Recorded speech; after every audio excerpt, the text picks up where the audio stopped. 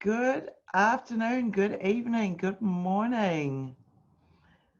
Hi, this is Kathy Frey from IMCO, International Integrated Maternity Healthcare Organisation, and I'm just welcoming you all in to this week's webinar, which is, I can see your numbers all clicking in, so welcome everybody. And we're going to be talking today with the fabulous Corina Fitch, who I'm so excited to have here. Corina, give us a wave and hello. Hi, I'm so happy to be here with you all. Having me. Yeah, and I've just had a wonderfully interesting little chat with Corina in the green room before we went live, and she was born in the farm where Anime Gaskin is famous for developing that whole location. And yeah, so if any of you know Anime Gaskin, which I imagine most of you do, I said to Corina, I think that should be on her CV where she was born. And she can tell you a little bit more about that. And so Corina is going to be talking today about what she calls sculpting our babies and understanding that maternal nervous system regulation and fetal development. But just as a little bit of background, Corina is a midwife and also a NICU nurse. And what an amazing, wonderful combination those two are.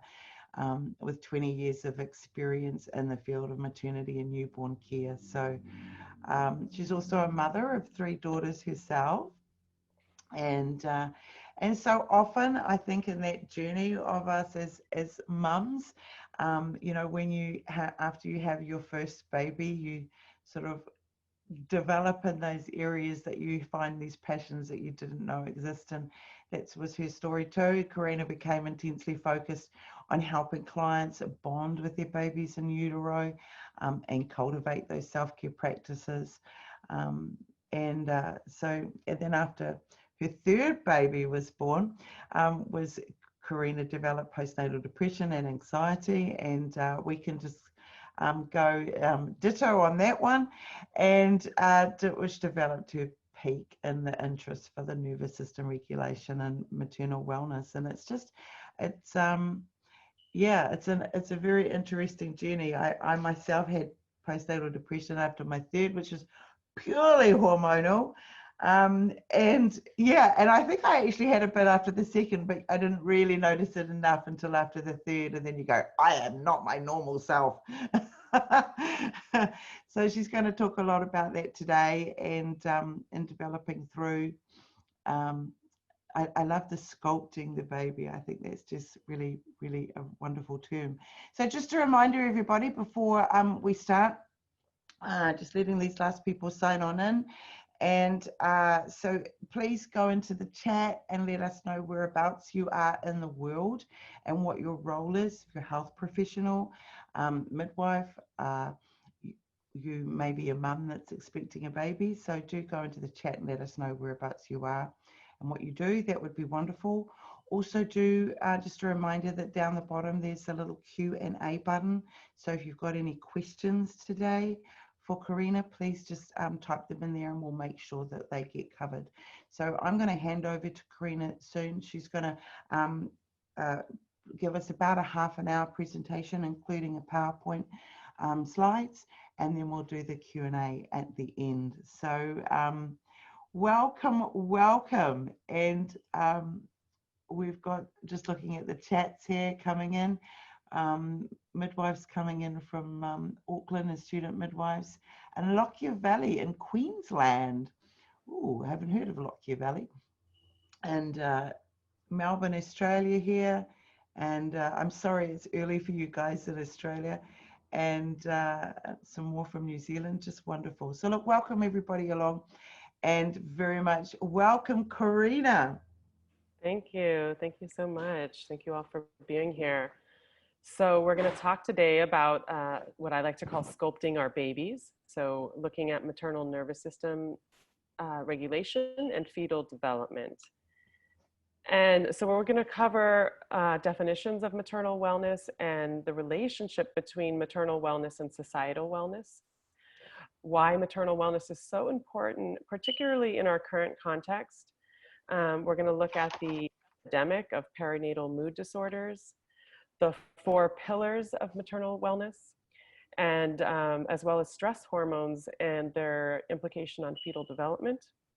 And then we're going to talk about some stress management practices for all of you pregnant mamas that are present today. And then for providers, how you can share this information with your clients. And lastly, we will look at support systems and community care. So I wanted to start with a little bit about me. I'm actually going to probably kind of skip through this because you already introduced me. But yeah, this was me at a birth with my second daughter, Jade. She was about 6 weeks old.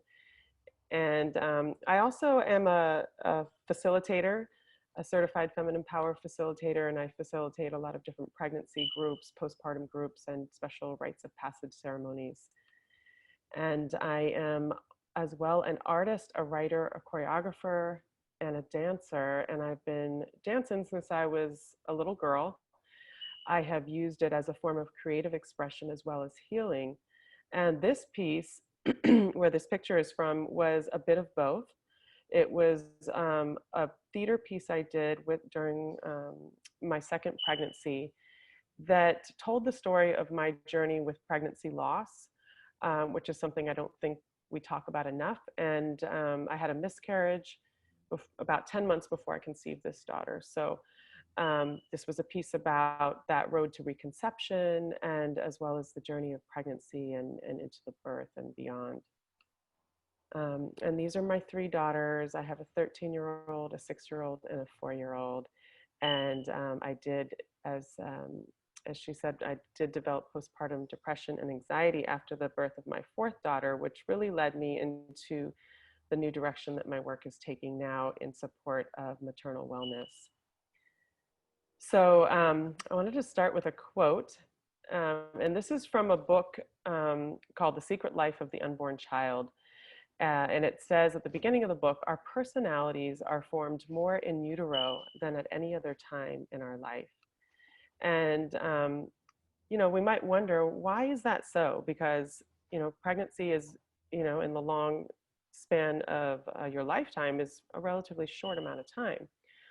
But pregnancy is what is known as a critical developmental period for really for both mom and baby, actually, but particularly for baby. And so by definition, what happens during a critical period of development can have very long lasting consequences. And so that's why pregnancy is such a crucial time for development. And if we think about it, we as mothers are literally like a living matrix for the developing human. We our babies live inside of us and are floating in this sea of hormones and neurotransmitters that are the chemical equivalent of our thoughts and our feelings. And so everything that we experience when our babies are growing inside of us is going to impact our baby. And if we look at our current context right now, people are living, conceiving, gestating, birthing, and becoming mothers inside of a global pandemic like we've never seen in our lifetime, a major reckoning around race and social justice. It's happening inside of systemic racial inequities in maternal and infant health outcomes that have been there for many years, but are really being exacerbated and made visible by the pandemic. It's caused changes in our work environments, loss of jobs, changes in the way we school our children, and social isolation. So virtually every aspect of our lives has changed. And what this does to a pregnant person and to really all people is it increases our stress hormones. So our levels of cortisol, adrenaline, norepinephrine are all going up. And we live very much in this flight, fight, or freeze state. which is helpful for acute situations where there is really a life-threatening situation going on, but not so helpful to live in that state all the time, right? So what this does for the developing fetus is that that baby is going to experience increased levels of cortisol as well. Now, this happens even with the protective mechanisms that we have, which include a placental enzyme that blocks most of the cortisol in our system from going to the baby. But regardless of this, those babies are going to have higher cortisol levels. And this basically is received as a chemical message that says, I am not safe. And we can't grow and develop optimally when we don't feel safe, right? We need a sense of safety really to do the deep work of development. And then we have also the epinephrine, the norepinephrine. These don't directly impact the baby because they don't cross the placenta, but they do cause indirect effects because they reroute blood supply. So blood is shunted away from the uterus and toward more vital organs, with the idea that we're going to, take action and to make ourselves safe. So we need the blood to go to our heart, our lungs, our muscles. So this can cause intrauterine growth retardation or growth restriction. And it can also lead to premature birth, which has a whole, sequela of consequences for that baby's health over the long term. Because if the baby's in an environment where they're constantly getting a message, I'm not safe, then they're going to make a signal that it's time to be born. The other way that it can affect the baby is through a disruption in the mother's microbiome, particularly the vaginal microflora, that can lead to changes in the fetal gut microbiome. So the microbiome refers to all of the organisms that live on our bodies. So these could be viruses, bacteria, other one-celled organisms that basically outnumber our own cells by 10 to 1. And they play a huge role, as science has been discovering in the last 10 years or so, in our mental health, in our immunological health, and in our intestinal health. So, affecting the microbiome is a big deal. Now, this diagram just gives a picture of all these ways that stress can affect the baby's development. For those of you that are providers and want a more detailed visual, so you can see it leads to decrease in fetal growth. It disrupts the neurological development and the microbiome. And what this shows us really is that science is now catching up with ancient wisdom. For thousands of years in many cultures around the world, pregnancy was considered a sacred being, and pregnant women were treated with a lot of reverence and respect. And it was considered, in some cultures, the responsibility of the community to protect that mother's psychological state. For example, in Western Amazonia, you were not to ever get into an argument with a pregnant person. And if you did, then you were to let her have the last word. So that was just, one example of ways that women's psychological and emotional health were protected by society. Now, we can't talk about maternal wellness without talking about the epidemic in perinatal mood disorders. So this could be depression or anxiety or a combination, as well as bipolar disorder and other, more advanced stages of mental health disorders. So this has now become the most common complication of pregnancy. It affects 1 out of 7 women. And I would say that that number is actually probably higher because number one, there aren't necessarily universal screening processes in place. Many postpartum women or pregnant women are not being screened at all. And then if they are, they may not be getting referrals to the kind of support that they're going to need. Um, and then when we look at the pandemic and the current context that we're living in, we know that these numbers are increasing as new mothers are very isolated right now. So this is something that needs for sure to be addressed.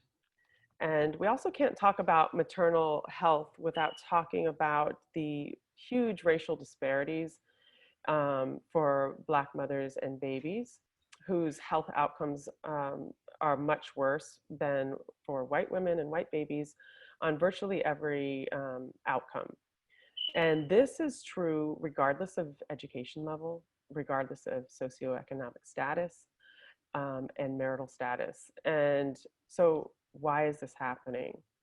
Well, after controlling for all these variables, what came out of this research is that the structures of institutionalized and systemic racism lead to increased levels of stress, a lack of safety, and a lack of listening to Black mothers on the part of healthcare providers.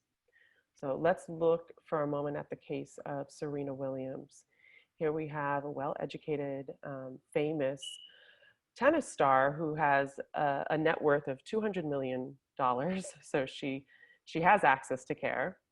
And yet her concerns about a life-threatening complication after she gave birth were largely ignored by the healthcare staff until she really just had to insist, no, you need to check me out. And she had a pulmonary embolism. And she knew that she had those symptoms because she had a pulmonary embolism before. So, but if she had not insisted, she would have died. So this is really, really tragic and unacceptable. And Black mamas deserve better. So we need to make a big shift in how we care for Black women and all pregnant people. Um, so I want to talk a little bit about matressance. And this is a term that refers to the physiological, the neurological, psychological, hormonal, social, emotional, and spiritual changes that a woman goes through during the process of pregnancy, birth, and beyond, well into her mothering years. This was a term coined by anthropologist Dana Raphael in the 1970s, and just gives a name to a process that is so deeply transformational and involves such an incredible shift in identity. Um, and we've all heard the term adolescence, right? We all know what adolescence is. It has a lot of these same changes, the brain changes, the hormonal changes, the physical changes. But if you think about matrescence, the changes that women experience are far greater than the changes that we go through in adolescence. And yet most of you have probably never heard of this word.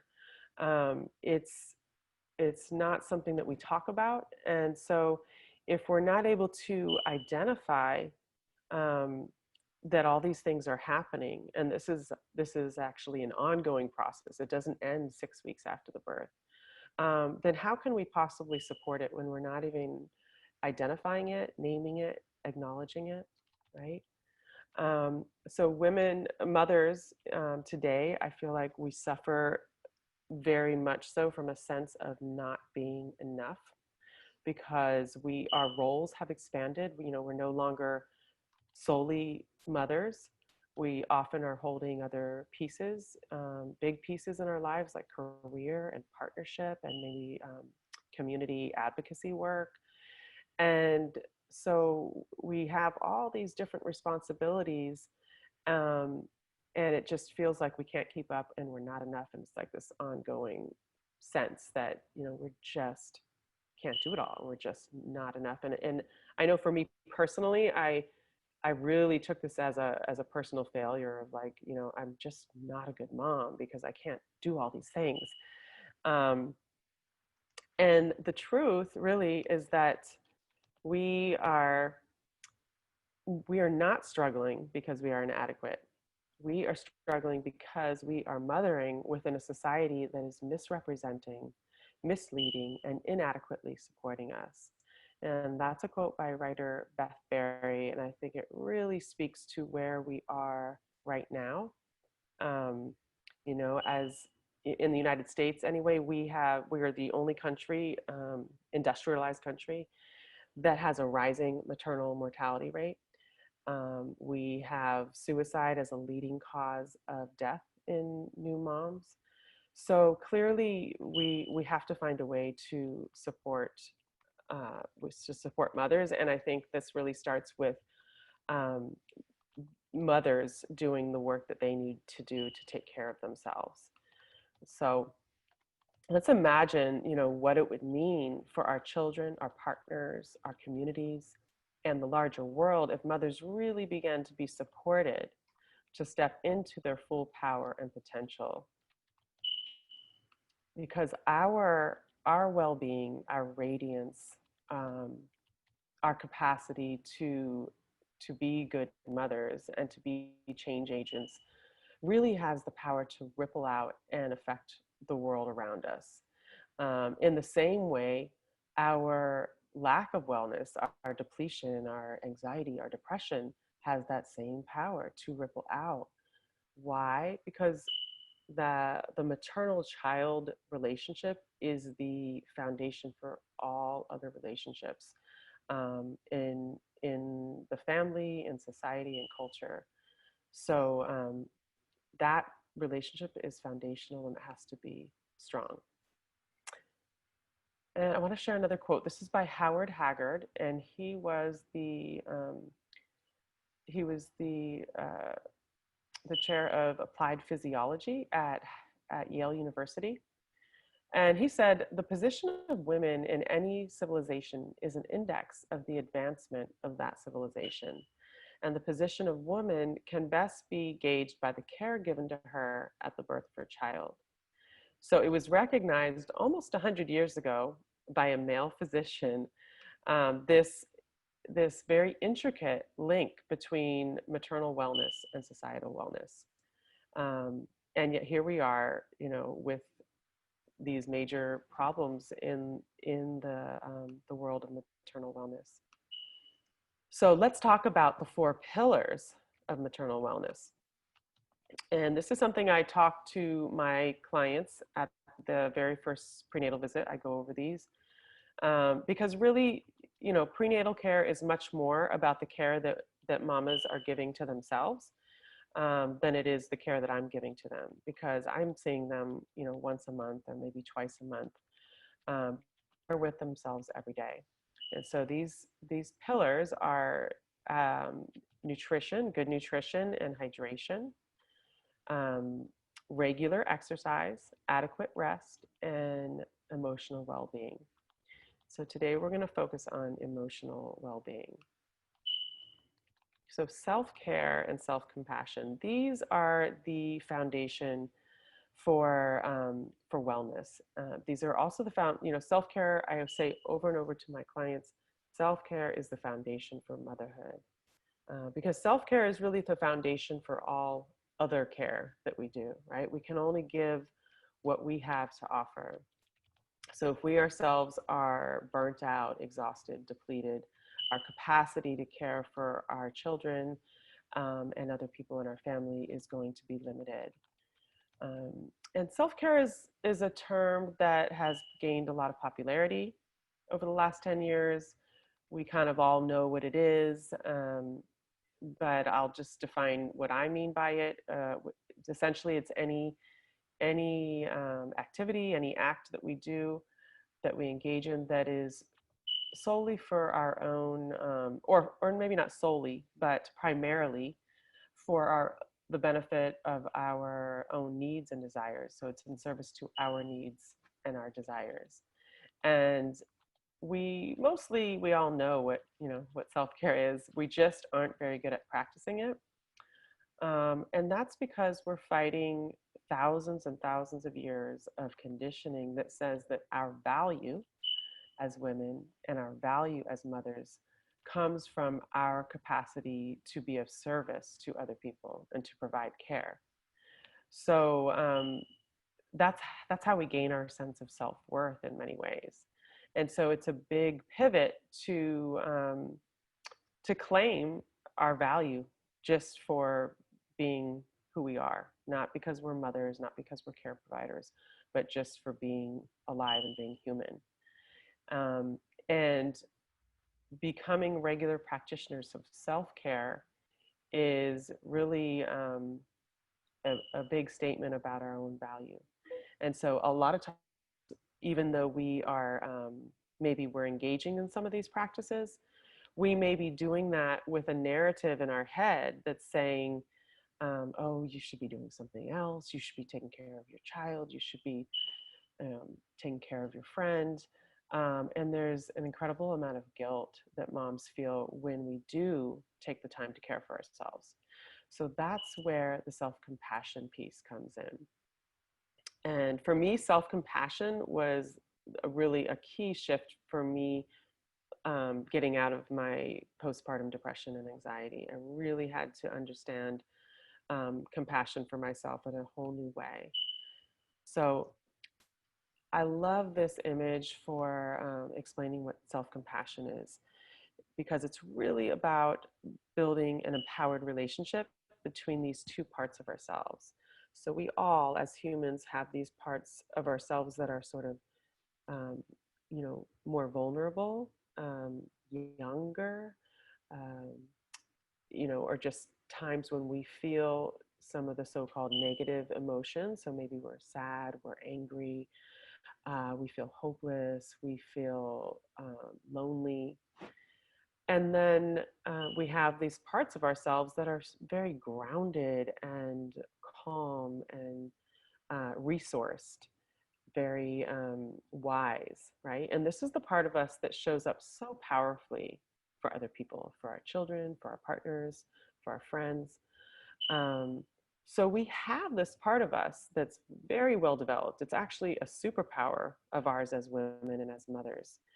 But it's learning to turn that upon ourselves, to to turn that part of ourselves toward the part of us that feels weak, that feels lost, that feels sad, that feels despair, and to really hold her just like we would hold our own child, and to ask her, "What are you feeling? What are you feeling?" And just listening for that answer. And then when she said everything that she's feeling, then asking her, "What do you need?"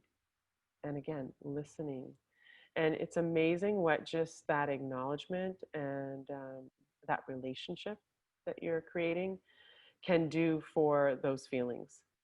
So this is a very deep practice and a very fulfilling practice.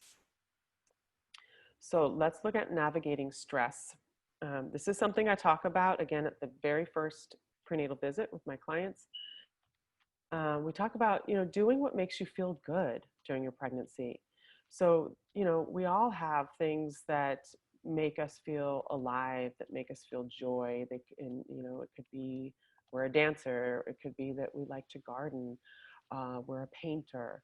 Whatever that thing is that really just fills you up and makes you feel joy. You want to do that a lot when you're pregnant, because those good feelings are going to ripple out to your baby. They're going to cross the placenta in these chemical forms as hormones, as neurotransmitters, and they're going to create an environment where your baby can really focus on the development of the neocortex rather than the more primitive brain, right? So when we're flooded, when our babies are flooded with cortisol and adrenaline and those stress hormones, what it does is it tells the baby they're not safe. And so it stimulates the development of the reptilian brain, or the amygdala, that part of the brain that deals with survival, with basic instincts, right?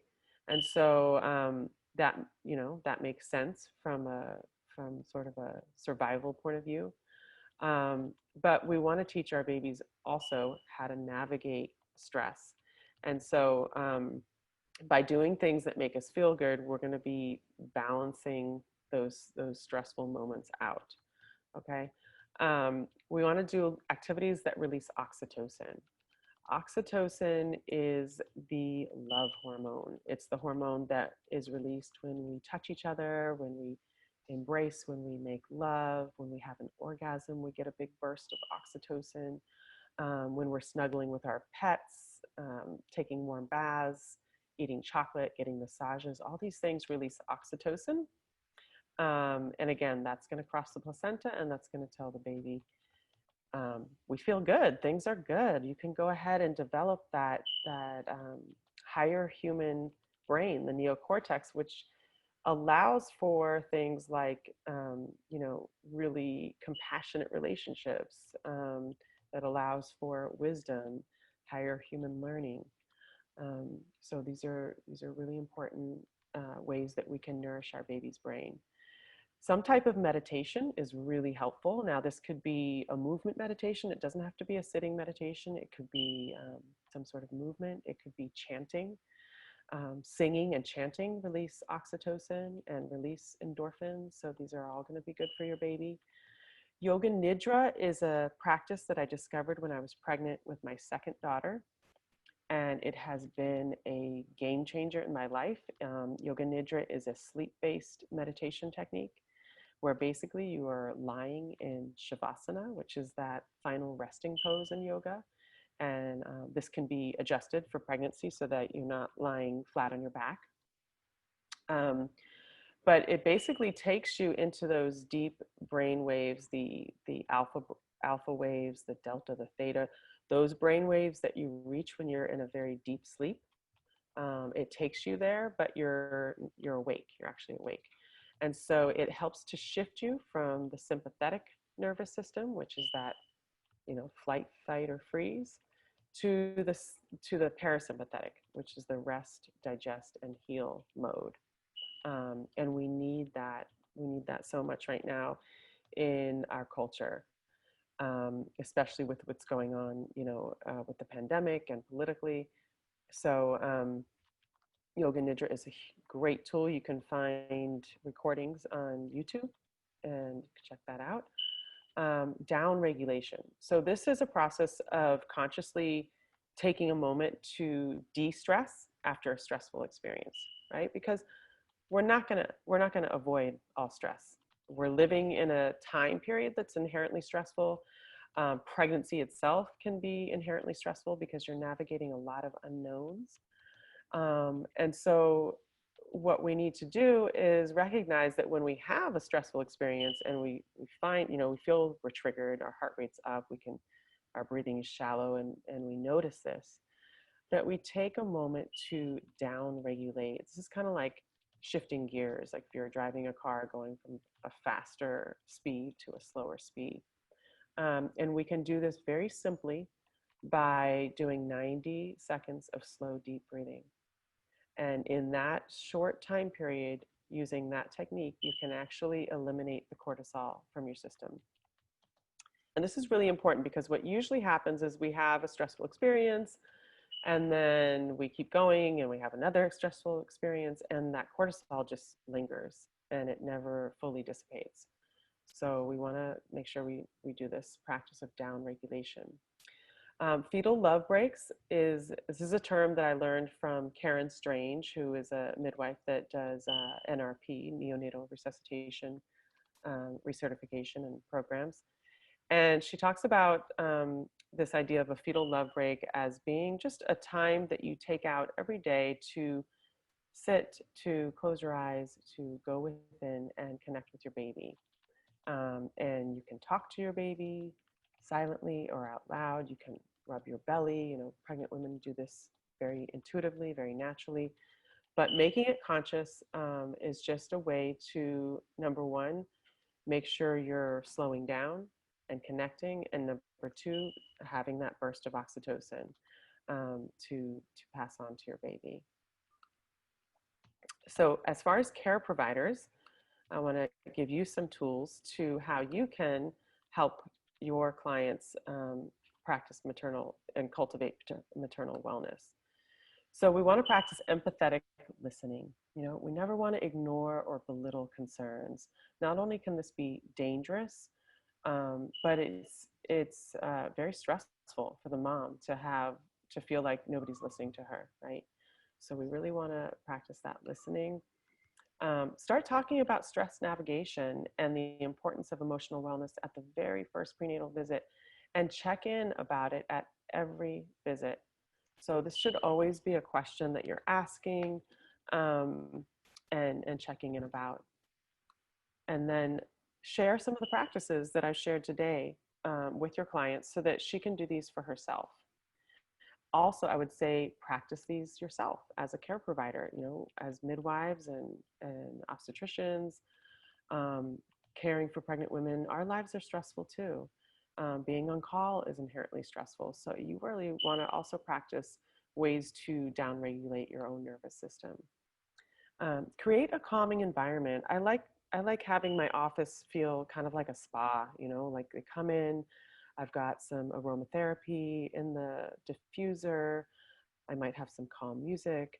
I like to start each prenatal with a little grounding exercise or a guided fetal love break practice so that um, we're just, creating a break in her routine, calming her down, and just getting really present to this amazing process that's going on inside of her. And then I like, doing something fun. I use affirmation cards. I have these beautiful pregnancy affirmation cards. They get to pick a card each visit and share, how it speaks to them. But doing something fun can be really helpful.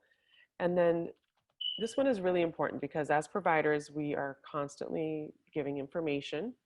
We want to do this in a way that's not anxiety inducing if it doesn't need to be, and if it is going to be anxiety producing because there's just no way around it. Sometimes we have um, hard news to share. You want to make sure that you have the time and the space to tend to that anxiety in the moment, and not feel rushed to get on to your next client. So this is really, really important. And then set the intention that every client leaves a visit with you feeling calmer rather than more stressed. Now, obviously, there may be times where you do have to share tough information and this isn't possible, but generally speaking, this is what you want to aim for. I can't tell you how many clients I have that, transfer in from a hospital-based provider and have these horror stories of how stressed they would leave. They'd go in and they'd leave their appointment like super stressed, and that is not the goal. And then you always want to practice shared decision making. So I know this is a hallmark of midwifery care, but coercion is never okay. Medical coercion is never okay, and it leads to increased maternal stress. Lastly, I would just want to say a little bit about community care. So pregnant women over the course of history have always spent time together and shared experiences and learned from each other. And so I do a monthly postpartum group. This was actually, I think, the last group I did before the pandemic hit. And then since then, I've had to move to a virtual setting. But you can see from the smiles on these ladies' faces what a rich experience it is for them, and it happens peer to peer. That's different from provider to client, and it's really valuable. And it starts that process of building their tribe, building their village, because it really, really is important. We always hear the phrase, it takes a village. And it truly does take a village. This is my postpartum group.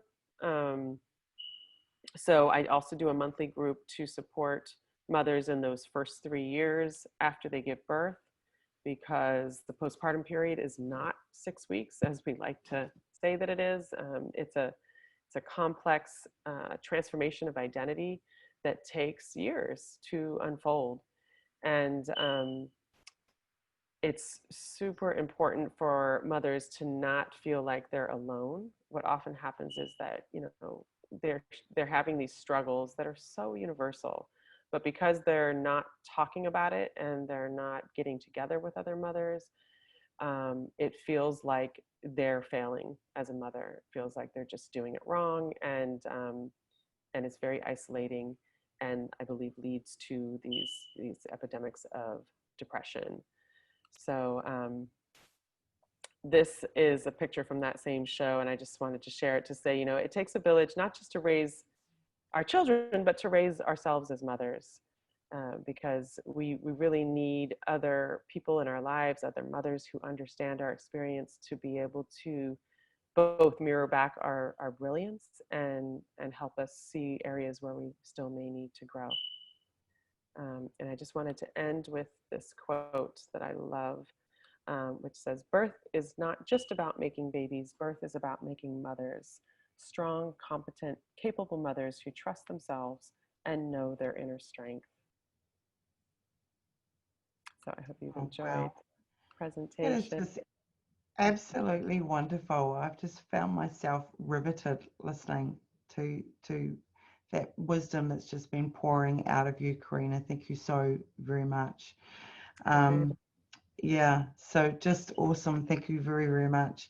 I've got a comment that's come through from one of the guests. She's just asked if you could just go over a little bit more detail again with regards to the exercises that you talked about that dissipate cortisol. Yeah. She's just had a moment herself of something, some upsetting time. And and somebody's asking, could you please put that last quote up again just before we finish? Yeah. Somebody, it looks like someone might be writing that one down. I love that one. It's really wonderful. Mm. You had some Yes. beautiful quotes throughout, actually. Mm. Mm. So as far as, yeah, well, first I just want to say to that mama, let me see if I can get this quote up. There it is. I'm so sorry that you had that stressful experience, and just I want to really reiterate this, because sometimes when we talk about, how much our feelings affect our baby in utero, it just adds another layer of like, oh shit, am I going to mess this baby up? And it's kind of another layer of stress. So I want to first reassure you that, stress is impossible to avoid. It's a natural part of our lives.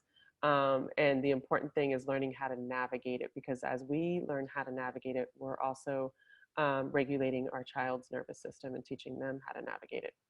But the cortisol, the downregulation, is really, really simple. It's just um, pausing. Now you may, like, if you're, for example, if you were on the highway and somebody cut you off, and your heart rate goes up, you take action that you need to make yourself safe.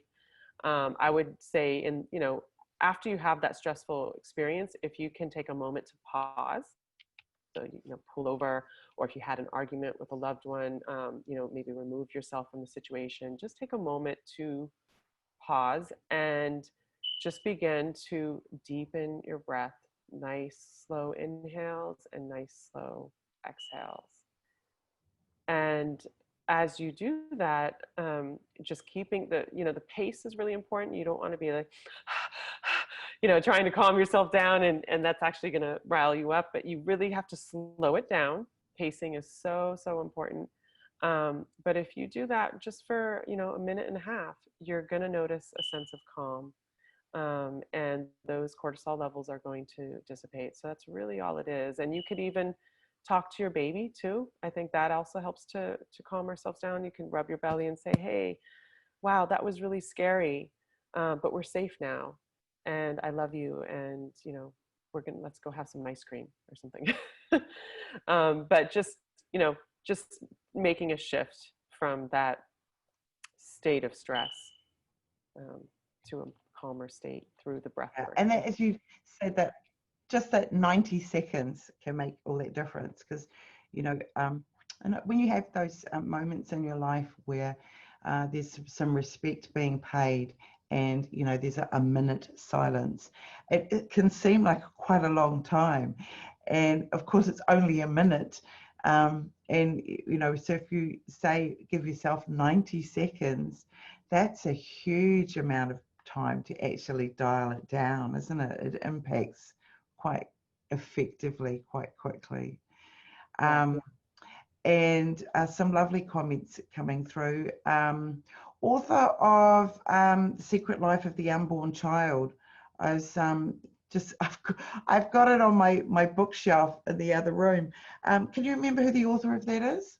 It's actually two authors, and I'm forgetting their names right now, so I'd have to look it up. I want to say, no, I think I'm thinking of somebody else. So no, I don't know offhand, but I could tell you. Thomas, I'm just Googling it. Yeah, Thomas Vernies sounds like the lead author. Yeah, it's Okay. it's a wonderful, wonderful book to read. Another comment I'll just throw in there. Really cool to hear you talking about the matressance as well. And I don't know if any of you have not yet caught the TED talk that Alexandra Sachs does on that. That's really worth watching. It's a fantastic TED talk. And of course, they're only like a quarter of an hour long. So and she talks specifically about that subject. And I have to so agree with you that 1 in 7 perinatal depression rate, it's not right. We know it's like higher than that, and it is such an area that is just so poorly screened for. That's for sure. I've got one question myself. The pregnancy affirmation cards, love the sound of those. Where did you get those from? I have them in my office, and I can shoot you the information for that, because I don't know offhand. I've been using them. Cool. Yeah. Do that. And yeah, and if anybody wants to know about those, now tomorrow, everybody watching the webinar live will be receiving an automated email with information, and Corina's information is there. So if you want to find that out as well, you can drop her a message. But I certainly love the sound of those.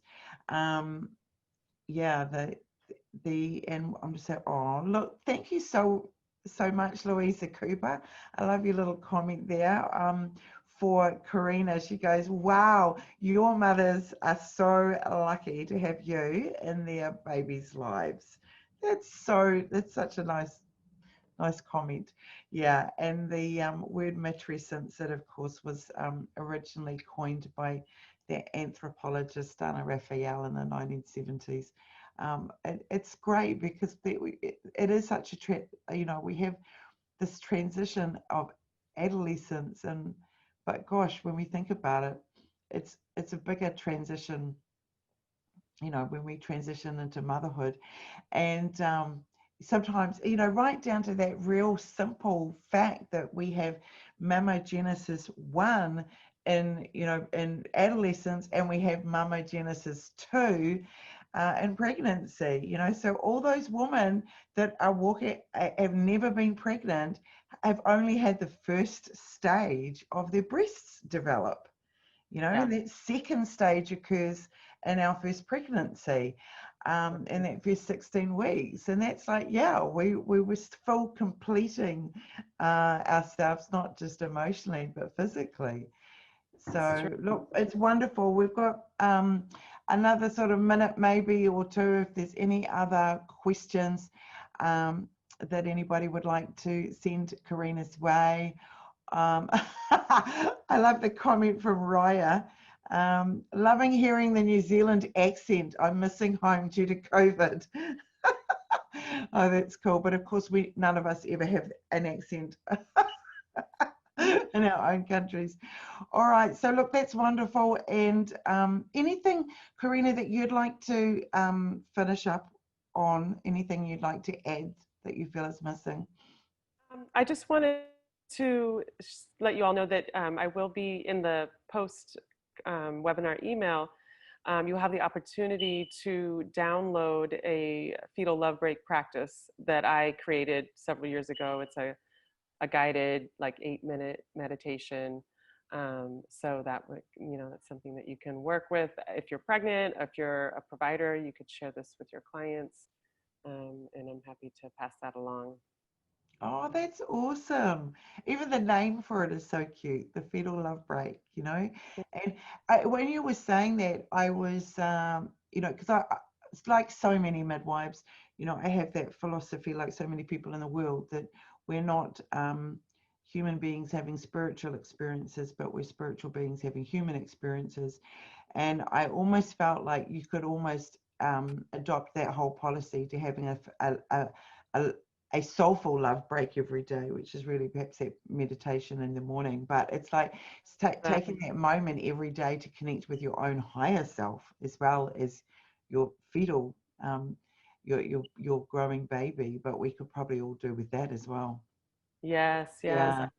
mean, that's something that you can carry into your mothering, your mama love break as you. Yes, yes, your mother love break is saying just connecting with that higher self because you know intuitively so much more than sometimes we give ourselves when we are tired and cranky and and Exactly. then you get upset at yourself because Right. you weren't being your best self. So we just give ourselves a little bit of cortisol, oxytocin, get rid of the cortisol and give ourselves a bit of our own oxytocin love break.